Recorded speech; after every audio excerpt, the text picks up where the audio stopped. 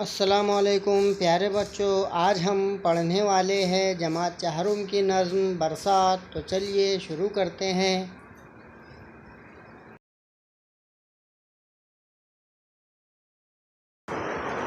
آ گئی ٹھنڈی ہوا برسات کی،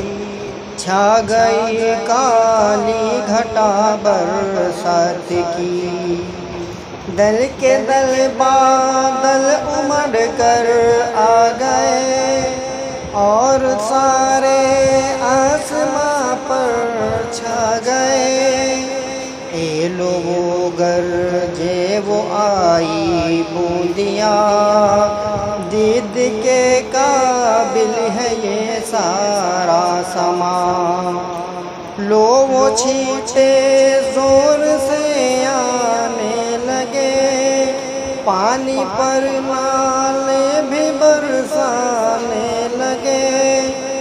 وہ گرج بادل کی وہ بارش کا زور، شہر کی گلیوں میں وہ بچوں کا شور، بے تحاشا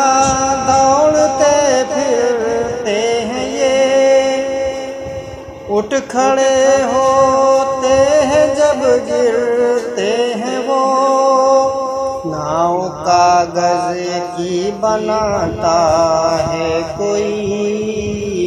گیت ساون کے سناتا ہے